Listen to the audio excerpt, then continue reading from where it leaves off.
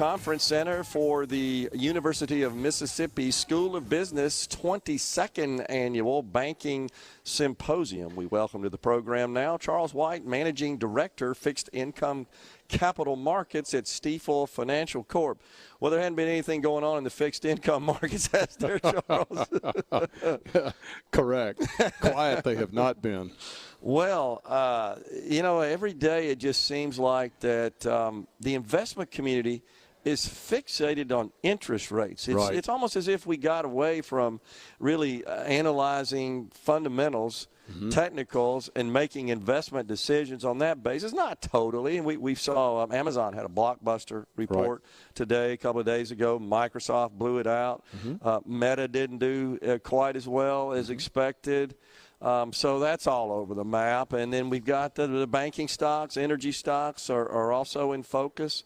But a lot of interest in just watching interest rates. And every time dadgum Jerome Powell speaks, you just watch that market, and it reacts to every single word. I mean, it's like they've got these wordsmiths that try to parse out every statement. So in your world, how are you managing all this?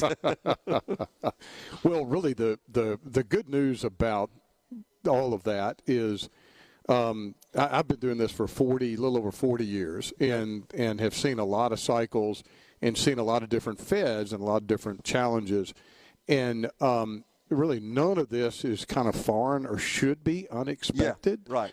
Because in the history of economics, no country has ever expanded their money supply by about 44% in 18 months. And it has a very lagged and very strong effect, right? And so it pushes up other prices, first things like real estate, then things like automobiles and so forth and so on. And finally, if enough of that money turns over in the economy, generates inflation. Yeah. And you knew that there had to be an adverse reaction to what they had done. And this time, in addition to the Fed, you had the U.S. government right on the fiscal side, pumping money into the economy, which is still happening. So interest rates had to address that. They didn't do it initially, longer-term rates didn't, because they thought the Fed would break something by raising rates off zero. Surprise, surprise, the U.S. economy has been extremely resilient, and still is, by the way. And as a result, longer-term rates have got to adjust to that reality. You couple with that the fact that inflation is just not going down. Yeah. 2 years ago, you and I talked about how it was going to be the real deal, and it exceeded our expectations, what we talked about. But now it's kind of sticky. And, you read the UAW and the airline pilots and all of their unions' demands for wage increases. A lot of people try to make them the bad guy, but they're really just trying to keep up with the rise in prices.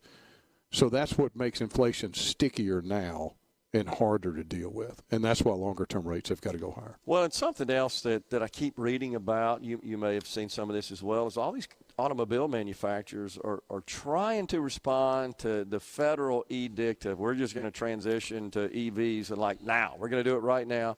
And they're all coming back and saying we can't make an affordable product. We can't make a product that the consumer will open up their wallets for because this is costing a whole lot more than we thought to make these things. And in the meantime, you got the unions concerned about the auto manufacturers shifting production of those vehicles to new plants, new facilities where they're not unionized. They're in right-to-work states and so forth, making that more difficult.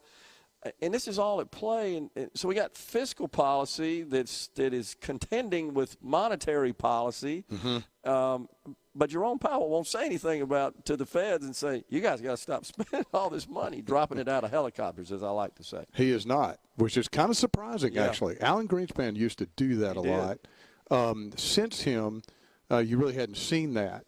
But you still have, because of the two major acts that were passed by Congress and signed by the president, that are spending money, the Inflation Reduction Act, which is not the right name. Anything but. Exactly. The Inflation Fueling Act. And then the original infrastructure bill, that money has not peaked. Right. In the coming quarters, the amount of money that is being pumped out of there into the economy is going to increase. So even if you were to stop at this level, you still have a lot of excess government spending coming. Right. The mess with automobiles really goes back to the CAFE rules of the 70s, right? The corporate average fuel economy rate. Yep. And it's now been pushed to such an extreme that the technology is not there to provide the EVs. It's the timetable. Exactly. It's the timetable. It's just force. We got to run in and do this immediately.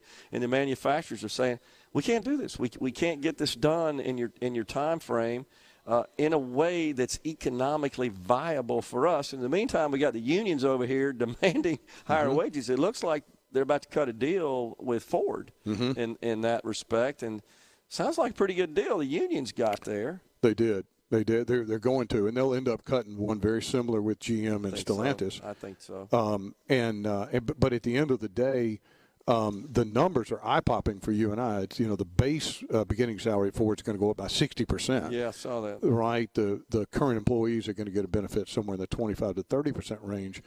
But start to put that into the wage push inflation part.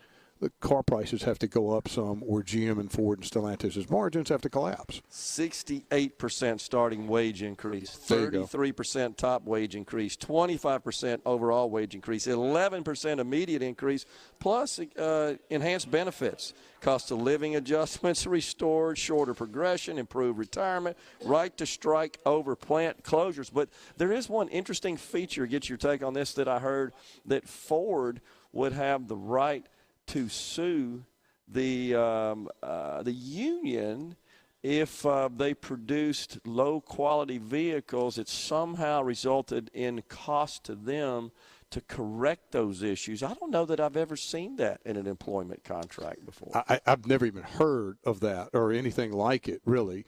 And, they're trying the Davis-Bacon Act is what really ties the company's hands with the unions in a lot of ways.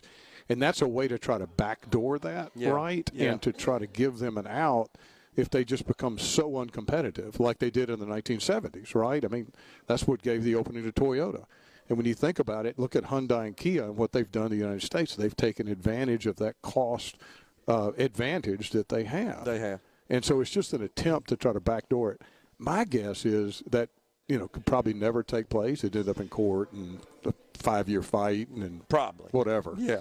But that gives you an idea how desperate the automakers are when they look at their cost structure and try to compete with others like Toyota and et cetera.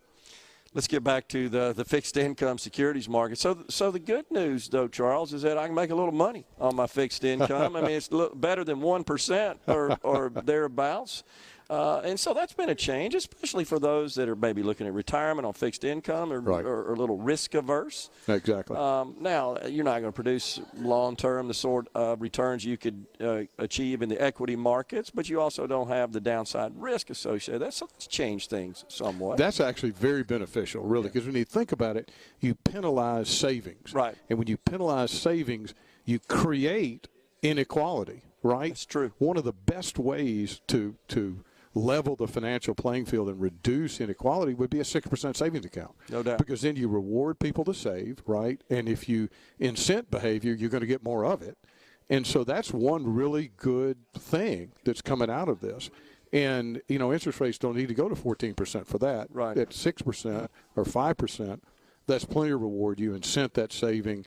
And so, yes, for people who have cash, you're finally getting paid to hold it. And aren't we also increasing capital available for lending from these commercial banks as well? Well, you do. And that's the banking struggle. We probably that's too big a subject to tackle today. Yeah. But the banks have to alter their cost structure so they can pay more and retain more of those deposits to lend in the communities. Right. And that's the major struggle in that room behind us we're talking about today. Yeah. Because it's everywhere. Yeah. And banks are going to have to restructure their balance sheets to adapt to that. Yeah. But they will. I mean, good managers and good people, which is by far the vast majority of people running banks, have the ability to do that. It's hard to do, but they'll get there. And I think in the end, everybody's better off. Yeah, I totally agree. So, but it certainly is volatile, to say the least. and again, we're all kind of hanging around the water cooler trying to guess what Powell and the governors are going to do next. You have any thoughts about that before we go? I do. I think, and here we go out on the limb, I think they're done. They're not going to raise rates anymore. Really? Okay. Yep. And here's why.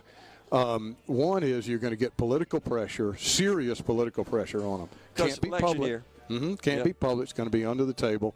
And the second thing is they have a very good excuse now, all the international uncertainty. Agree. Middle East, Ukraine, you name it, which is going to cinch trade and cause a lot more uncertainty. So there's their excuse not to. We've done a lot. We can wait, et cetera, et cetera. Then you get into the primary season, and I don't think they can raise rates. I think you're right. Charles, always good talking to you. Appreciate you coming on. Amen. Thank you. Thank you. We're coming good to right see back, you again. folks. Yeah, good to see you, Charles. We're coming right back, folks. We got Greg Cronin with Citizens Bank coming up.